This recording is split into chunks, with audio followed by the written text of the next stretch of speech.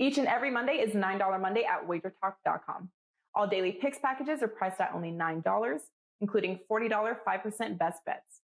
As an added bonus, all new users will receive $25 in wager bucks credited to their accounts, available for immediate use after their initial $9 Monday purchase. So make sure to take advantage of $9 Mondays at WagerTalk.com.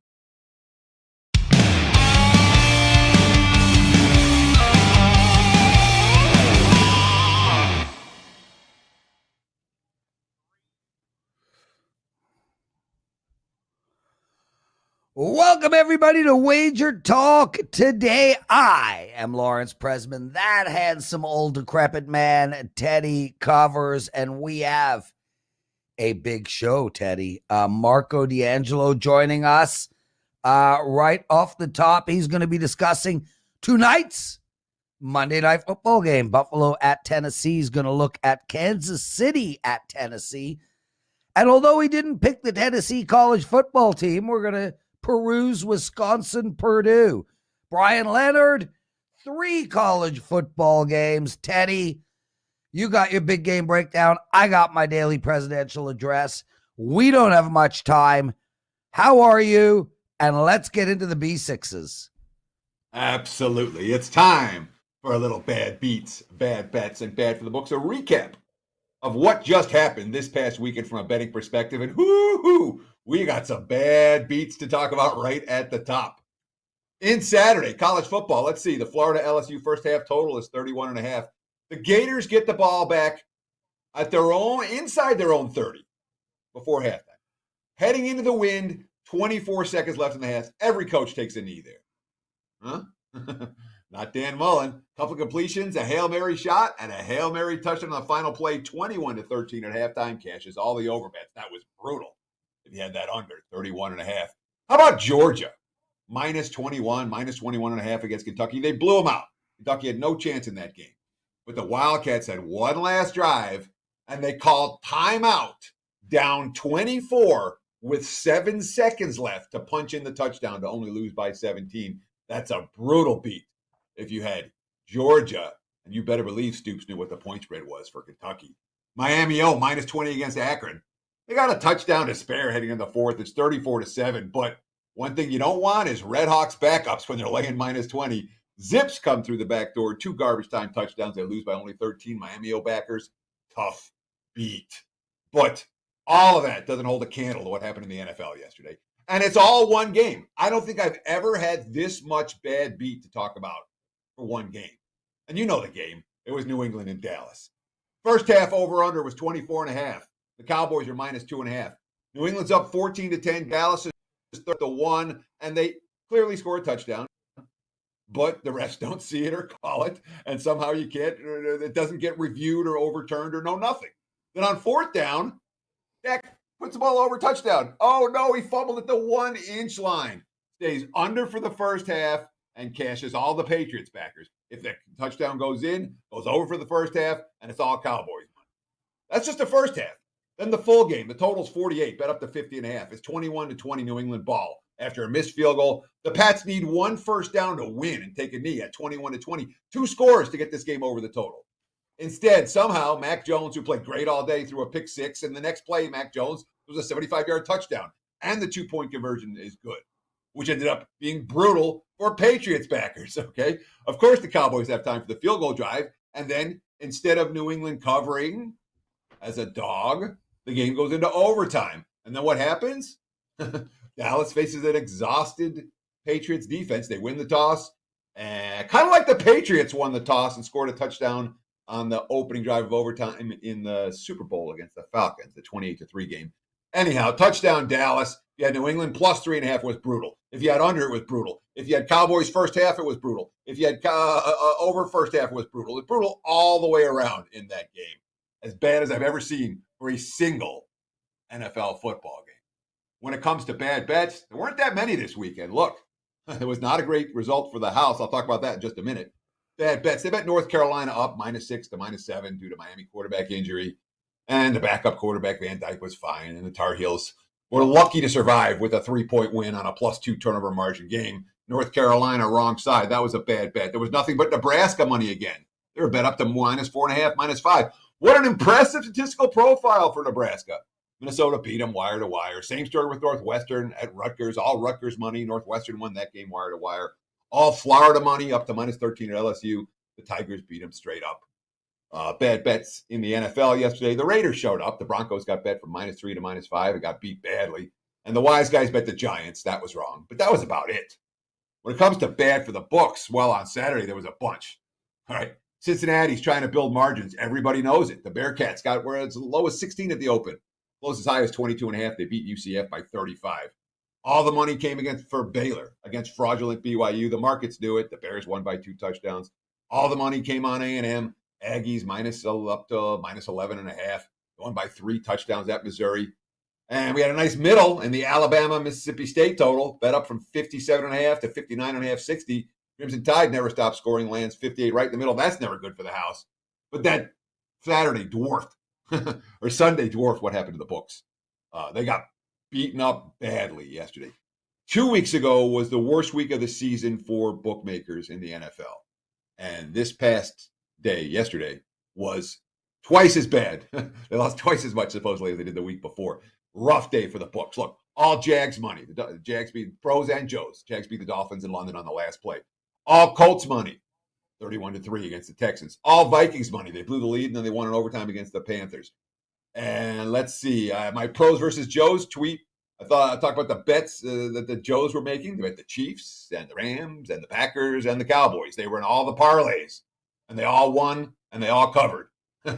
That is a bad day for the house. Let's not forget the win in Cleveland. Total got bet from 54 to 48. Lands 51. There was over money before kickoff. There was under money all week. Lands right in the middle.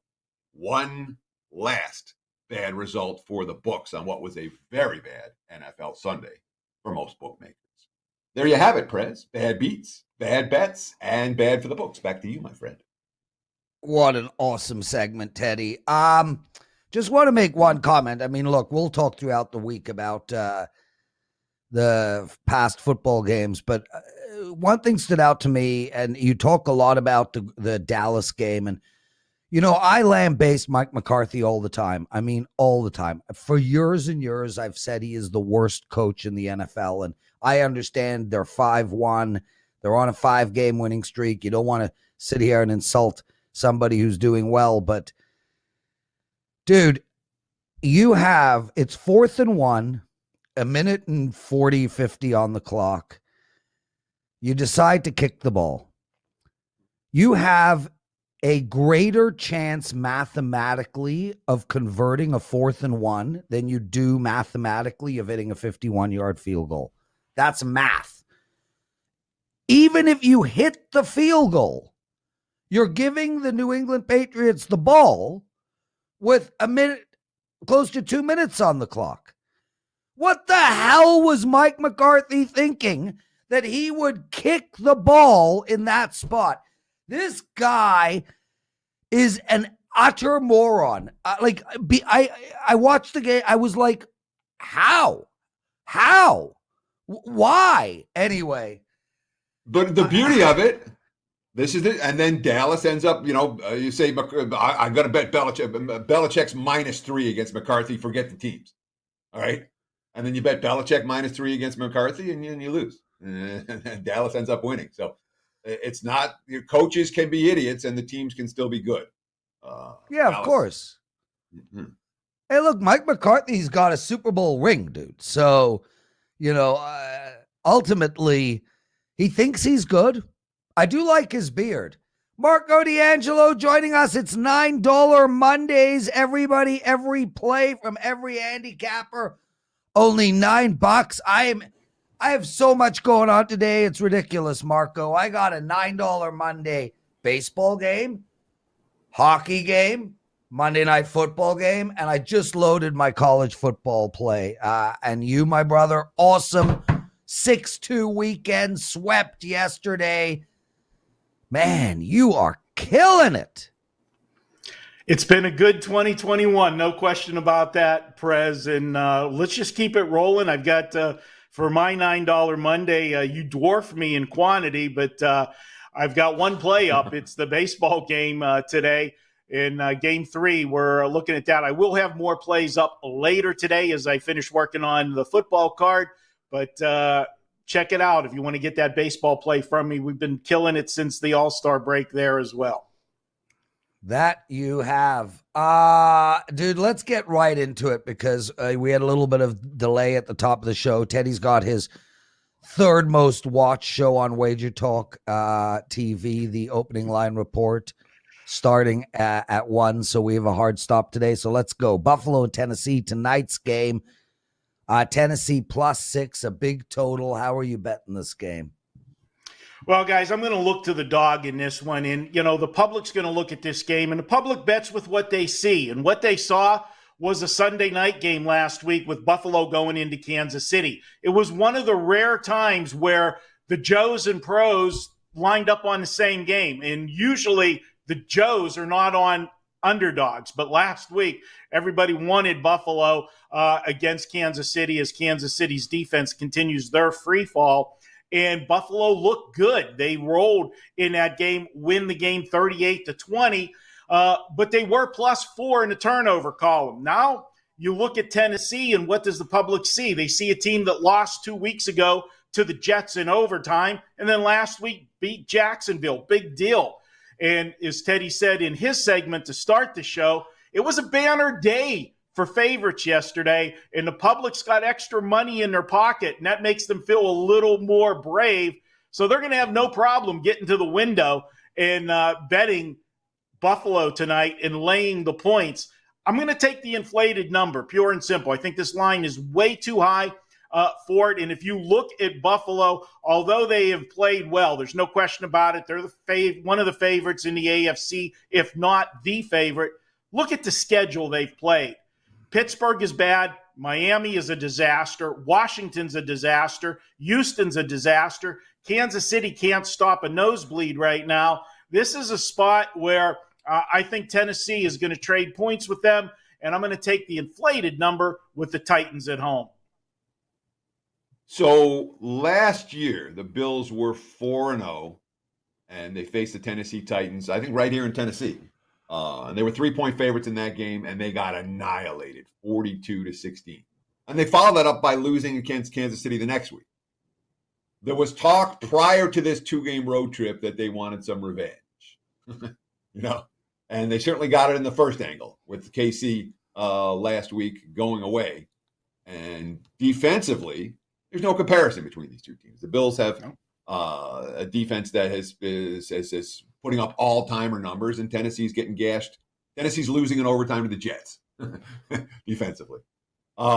So given Buffalo's interest in the game and given the defensive disparities between these two teams, does that change your thought process at all with the Bills as being overvalued in this spot?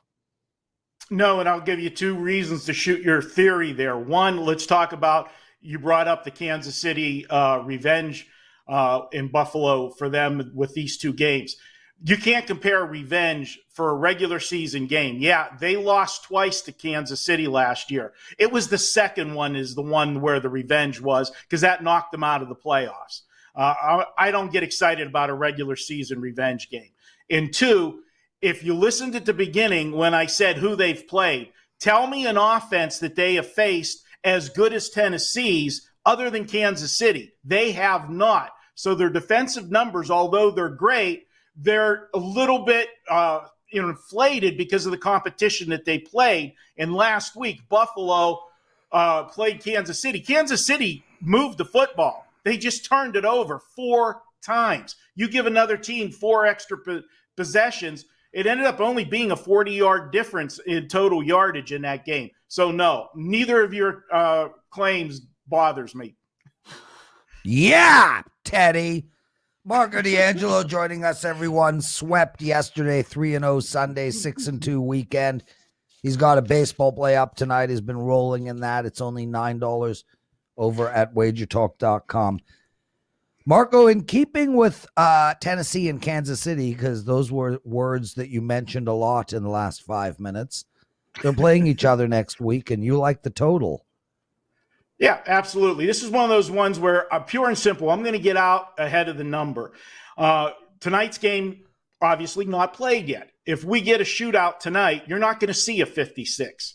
You're not going to see a 56 on Sunday, even if we don't get a shootout tonight, because people are going to look for those two teams to go up and down the field.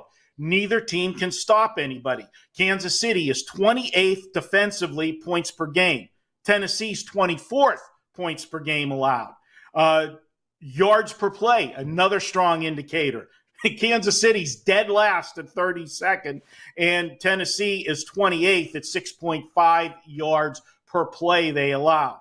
And then you look at the offensive end, you've got two top 10 offenses in points per game, KC at 5, Tennessee at 8, and offensively yards per play, Kansas City number 4, Tennessee's number 22 yards per play, but you got to put an asterisk behind that because they're one of the few teams in the NFL that runs the football more than they throw the football, so that skews their yards per play some. I just see both teams going up and down the field. Nobody has stopped Kansas City's offense this year other than Kansas City themselves. 14 turnovers in the last 5 games. This is a game that screams of both teams getting into the 30s. And when you consider Kansas City's schedule, they're coming off the last 3 weeks, guys. A Sunday night football game that had a long weather delay. Then they go on the road last week, and they're on the road again this week. And it's their 3rd road game in 4 weeks. Tired teams don't play defense. I'm all over the over. Get it now. It'll be the best number. So here's my question for you, Marco. You just talked about the Bills' strength of schedule and saying that has really impacted their defensive numbers. Mm-hmm. Well, look at Kansas City and who they've played. They played the Browns' explosive offense, the Ravens' explosive offense, the Chargers' explosive offense, the Eagles' big play capability, and Buffalo explosive offense, all way better than average, or at least 4 of the 5 are way better than average offensively, and the 5th certainly has potential. So last week or yesterday, they faced Washington, and all of a sudden, the defense shows up, against a lesser offense. Are we concerned here that maybe KC's defensive numbers aren't quite as bad as they might appear on paper because of the tough schedule they face? Name me one star on the Washington offense. I'll rest my case. Antonio Gibson. They don't have an offense. Washington's offense, you got Heineke at quarterback. That is not an offense that puts fear in anybody, in my opinion. That's why, as bad as Kansas City's defense is, on all the shows that I did this week, I said Kansas City was a team that you've got to play that side and you've got to use them in teasers or money line parlays because Washington is not going to be able to trade points with them. So that doesn't mean anything to me, that comparison that they showed up yesterday. Marco D'Angelo, everybody. You can get me on the 3rd game, Teddy. I can't. There's no time for follow-up. It can't. I banned a follow-up question on the 3rd game. I just want to mention, everybody, you could see Marco D'Angelo, Gianni, and Kelly on the #1 most watched show at WagerTalk. Bet on it. Listen to this, guys. In all their plays going into this week, they were 60 wins, 37 losses. Their best bets, 3-0 this week, 13 wins, 4 losses. And their teaser, 4-1. Oh, that's the NFL presidential address record. Sorry, Marco. I got caught up, dude. My humble apologies. 13-4 best bet record, 4-1 teaser record, 60-37. The little ugly duckling is kicking Toches. Marco, Wisconsin. They're playing this week. Purdue. Who you taking? Teddy, that's why you don't get a rebuttal, is because of that little skit right there. I'll make this one short, Teddy, because I know you want to say something to me.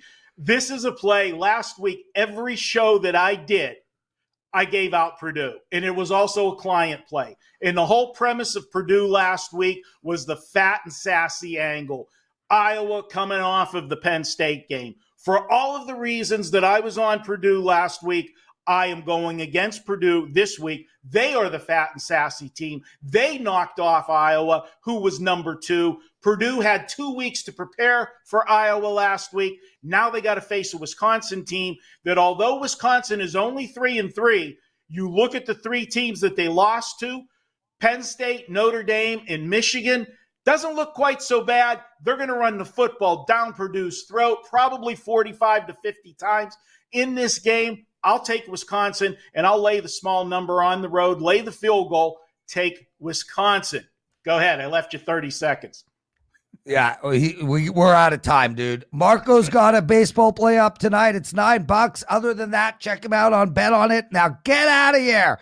We'll be right back, everybody. Teddy's big game breakdown. Bryan Leonard, presidential address. See you in 15. Thousands of you enjoyed the NHL opening week $9 special, so it's only fair that we offer the NBA fans the same deal. Every NBA daily package for the opening week through Monday, October 25th is just $9. That's right, you will not be paying $25 for a package, nor will you be paying $35 for 5% best bets for the opening week of the NBA, as all daily basketball packages are only $9. Make sure to tune in every Monday through Friday for the NBA tip-off show on WagerTalk TV, and then save and start the NBA season with a slam dunk deal.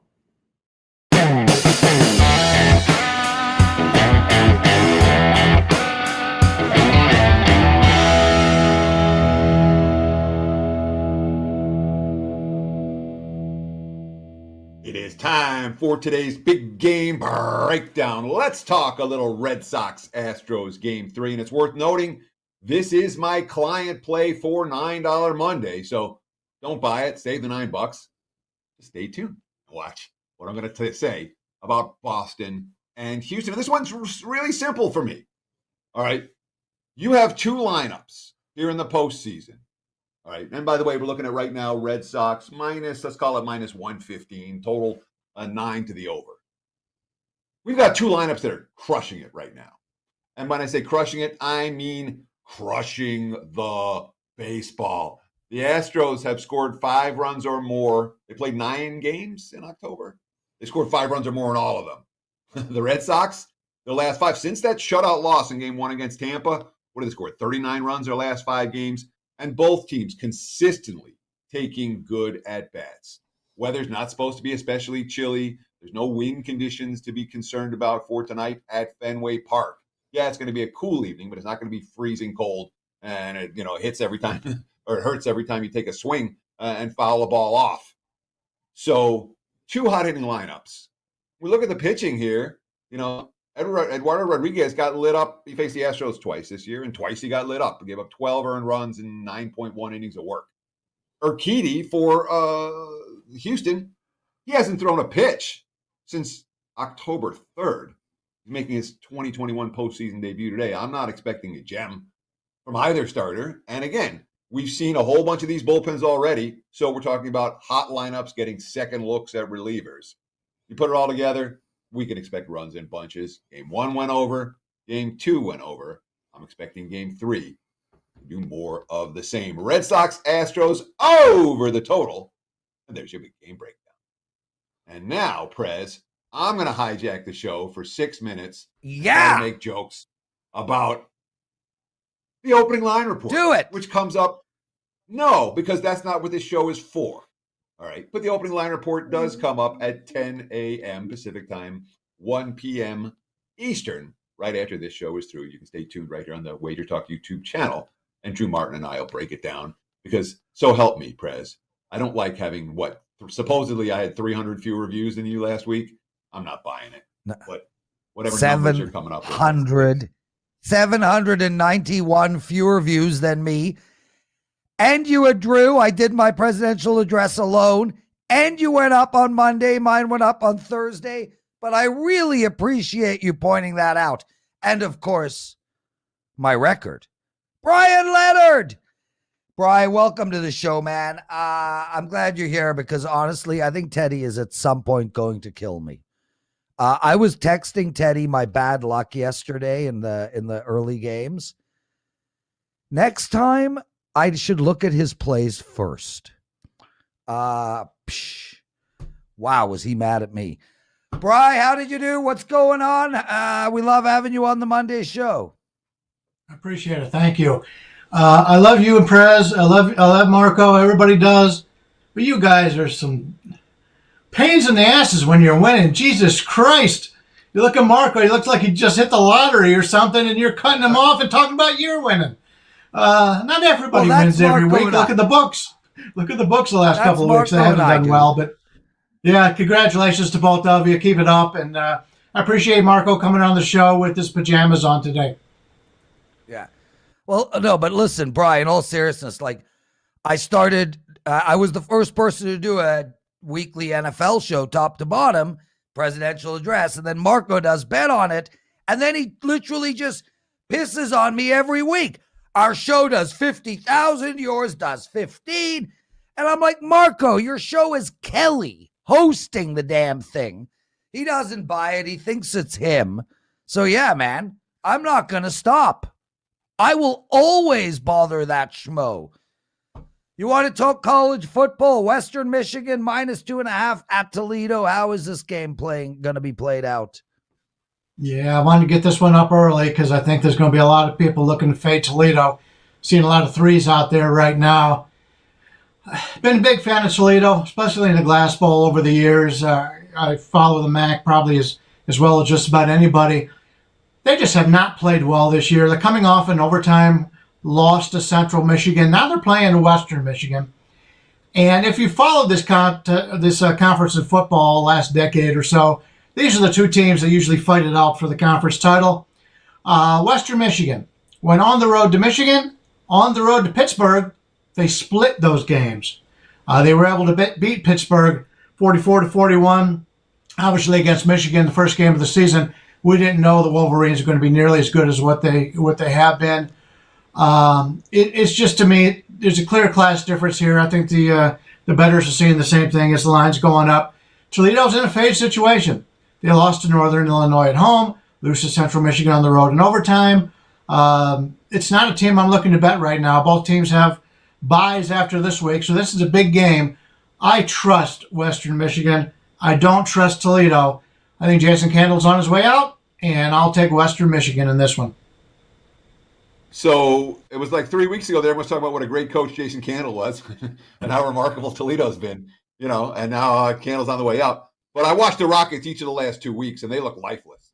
That's the only way I can use to describe Toledo, is lifeless. And the Glass Bowl tends to get pretty rowdy for night games. And if you watched the Glass Bowl in the Northern Illinois game, I mean, it was as dead could be. Do you think that the venue is affecting Toledo negatively right now, or is this a team we want to fade in any spot? Years ago, Toledo was a team you just blindly backed at home, and they had a tremendous advantage there. It's just not there anymore. And you go back and look at the games that they played. When they played Notre Dame, it was a game, I liked them. I think I had them in that game.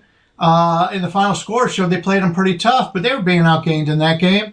Now we look at the Irish, and the Irish aren't nearly as strong as what we thought they were going to be. So really, from a prove-it standpoint, Western Michigan has proved a lot more than Toledo has so far. And I think as the season goes on, this is going to probably go down as the worst Toledo team, at least the worst Toledo season they've had in a really long time. Bryan Leonard joining us, everybody. Brian, thanks for taking the time. Georgia Tech +7 at Virginia. You want to discuss this game? Go ahead. Yeah, this is a strange line to me. It's not often you get two teams playing each other who just played the same team in their prior game. On the 9th, Georgia Tech goes to Duke. They're a 4.5-point road favorite. Last week, Virginia at home against Duke is a 10.5-point road favorite. That means these two teams, basically, if you're giving a home field advantage of 3, over the last 2 weeks, these two teams are even. Well, why is Georgia Tech getting 7 points here when they should be getting 3? Georgia Tech the last 2 weeks has not played well. They lose to Pitt. Everybody's losing to Pitt. Pitt's really good. Then they beat Duke 31-27. Not impressive, but they get the victory. They were laying 4.5. They win by 4. Virginia had done nothing all season long. The defense You take a look at the last games that they played defensively, 59, 37, 28, 33. Somehow they throw a shutout against Duke last week, 48-0. That is what we call an anomaly. They're coming off their biggest win of the season. Now they're playing a Georgia Tech team who, like I said, I've got them basically a pick 'em in this situation. Give 3 points to Virginia. It's the home field. This line is way too high. This line is going to go down as the week goes on. Grab that key number 7 right now. So I'll start with this. Unlike with Marco's plays, I agree with both your plays at first glance are right in my alley. I agree conceptually with both of them very much.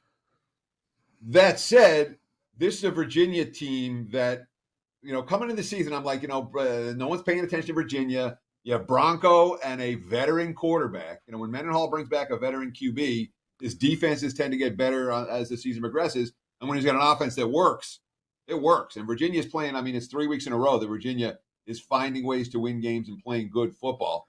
Do we worry at all about that Cavaliers offense continuing to roll against the Yellow Jackets defense that, let's be honest, it's mediocre on a good day? Yeah, it's nothing special. But Virginia, they played Miami, Florida. They played Louisville. Miami, I know, is a team that's down from what we thought they were. Louisville's probably about as good. Duke isn't very good, and we knew that coming into the season. Another thing that I need to mention here is Bronco Mendenhall next week goes to BYU. He's had that game circled. He has as the head coach coming from BYU. So it's a situation where what kind of, they're coming off a 48-0 victory, and he's got that big game at BYU. He would love to go into BYU and get a victory next week. What kind of preparation coming in more than normal? I think it's going to be one of those weeks where the preparation isn't there. The players are all satisfied coming off a shutout win, and he's all excited about going to BYU next week. Marco's the sandwich guy. To me, this looks like a sandwich situation. Give me the Yellow Jackets coming off of 2 games in which they really didn't play that well, even though they went 1-1. This is a pretty good Georgia Tech team that nobody's giving any credit to. Bryan Leonard, Pitt -3.5 against Clemson. Nobody saw that line coming 3 months ago. That line, I think, was about 20. And if you were to take a look at the preseason lines, and that was Clemson favorite. I've watched every Clemson game. My wife's a huge Clemson fan. This team's offense is horrendous. It's hard to believe, as well as they recruit there, that they have dropped off so much this season. Against FBS competition, Clemson has scored 3, 14, 21 in double overtime, 19, and 17. This is a team the last 2 weeks. They beat Boston College 19-13. They beat Syracuse 17-14. They were +4 in turnovers in those games. Last week against Syracuse, they were outgained by a yard per play against Syracuse. I had Syracuse in that game. That was on Friday, I believe. So it's a team right now playing back-to-back games on the road, and they're going up against a Pitt team who just looked terrific all season long. The only game Pitt didn't play well was against Western Michigan. They lose that game 44-41, and they were -3 in turnovers. Clemson's a team that's not really making a lot of turnovers. As good as their defense is, the offense is just as bad, so they're really not getting much of an advantage. I believe they're up 1 turnover, maybe 2 turnovers on the entire season. You rarely see that out of this Clemson team. Pitt is the better team. Pitt, I'm really surprised at this line. It opened 4, is actually bet down to 3.5. Haven't these people watched Clemson enough in these games to know that they're not a team that's going to score a lot of points? Look at what Pittsburgh scored this year. 51, 41, 41, 77, 52, and 28. There's no way Clemson can keep up with this offense. Give me Pitt. I think it's a blowout. I think this is the final nail in the coffin for this Clemson team in this season. So for as bad as Clemson's offense has been, their defense has been even better than the stats would show because the offense has been so bad. All right. Right. Time and time again, the defense has been put in bad situations, short fields, having to get stop after stop after stop just to keep the team in the game. And they've done it consistently game in, game out. That defense hasn't cracked, it hasn't bent, and they found ways. Clemson could easily be 0 for right now or be a 2-win team.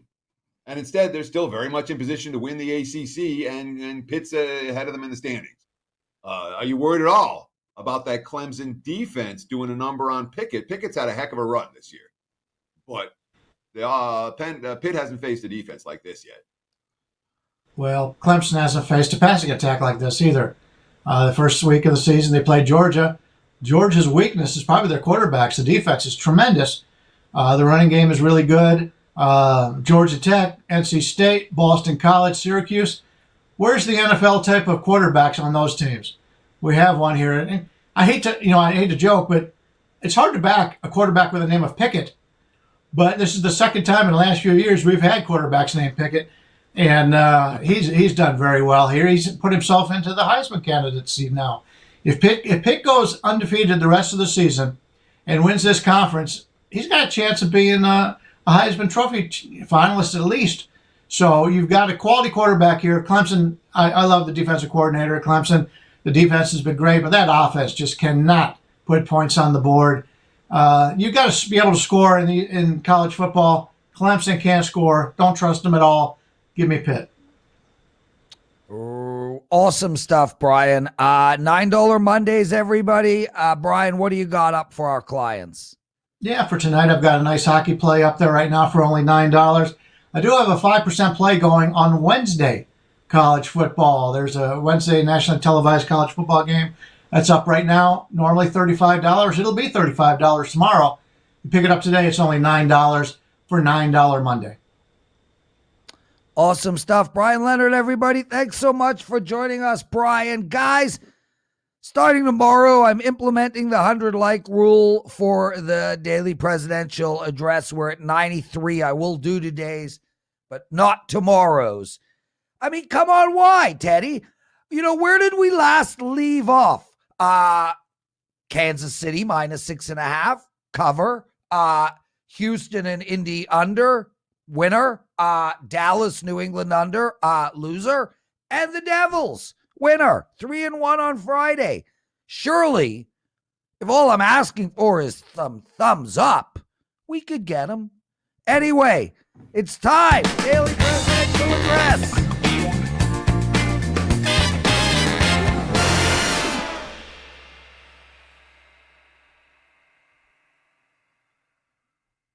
All right, it's the Daily Presidential Address. I'm Lawrence Pressman. What a show we had. If you guys are watching this on Twitter, you got to check out WagerTalk Today.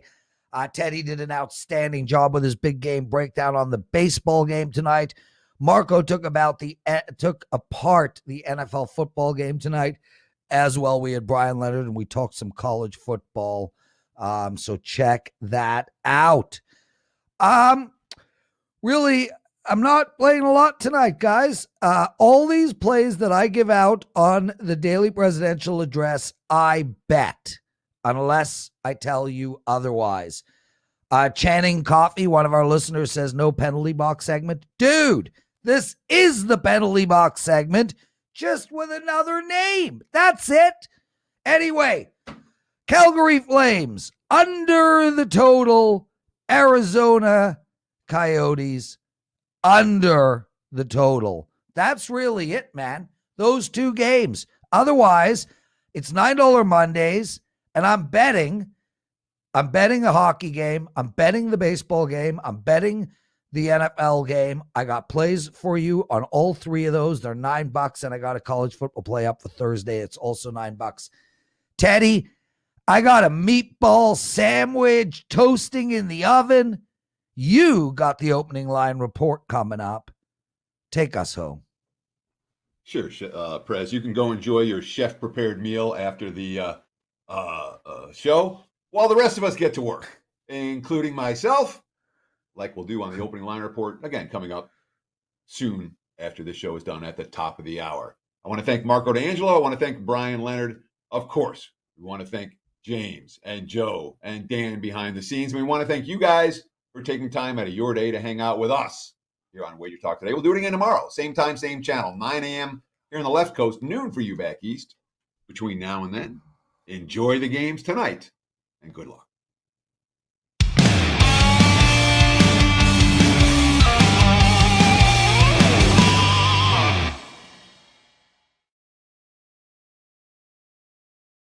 Thousands of you enjoyed the NHL opening week $9 special, so it's only fair that we offer the NBA fans the same deal.